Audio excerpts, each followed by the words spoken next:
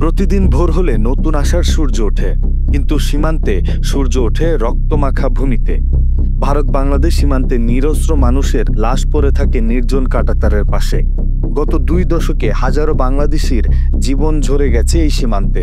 আর এই মৃত্যু কেবল সংখ্যা নয়, এটি এক একটি পরিবার, এক একটি নাম, এক একটি হারিয়ে যাওয়া গল্প। 2001 সাল থেকে আজ পর্যন্ত মানবাধিকার সংগঠনগুলোর হিসেবে সীমান্তে প্রাণ গেছে 1200-রও বেশি মানুষের। শুধু 2024 সালেই নিহত হন 47 জন। 2025 সালের প্রথম 5 মাসে এই সংখ্যা অন্তত 11। এই সংখ্যাগুলো শুধু পরিসংখ্যান নয়, এক একটি পরিবার ধ্বংস হওয়ার গল্প।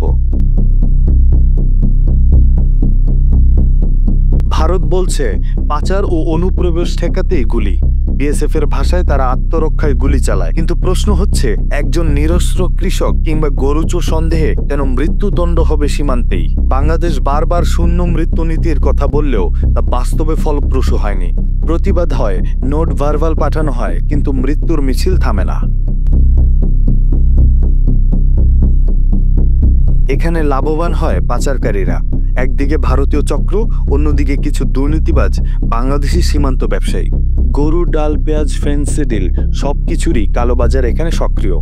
সীমান্তে লাশ পড়লে আন্তর্জাতিক মহলে ক্ষোভ জাগে, কিন্তু তাতে চোরাকারবার বন্ধ হয় না। বরং মৃত্যুকে ঢাল হিসেবে ব্যবহার করে তারা আরও গাজরে ব্যবসা করে। বিএসএফ এর শুট অন সাইট নীতি মূলত কোনো ধরনের বিচার ছাড়াই গুলি চালানোর অনুমতি দেয়। সন্দেহ হলেই গুলি, কিন্তু অধিকাংশ ক্ষেত্রেই নিহত ব্যক্তি গরিব কৃষক, কাঠুরে কিংবা হাটে যাওয়ার পথে থাকা সাধারণ মানুষ। এমনকি অনেক কিশোরও ভুলবশত সীমান্ত পার হলে প্রাণ হারায়।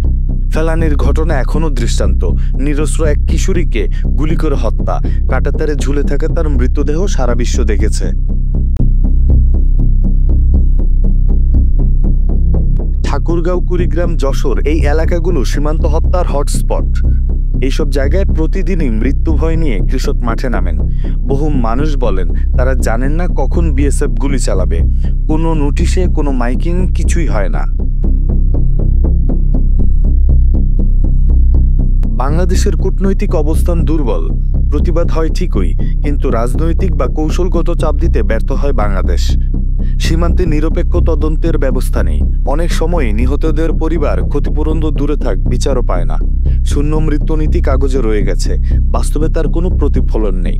একটা দেশের সীমান্ত মানে শুধু নিরাপত্তা নয়, তা মানবতারও সীমা নির্ধারণ করে। প্রতিটি গুলিতে যখন প্রাণ ঝরে যায়, তখন কাঁটাতার শুধু 2 দেশকে নয়, 2 জাতির হৃদয়কেও বিভক্ত করে। এখন সময় এসেছে কাঁটাতারে শুধু কাটা নয়, কিছু ফুলও ফুটুক।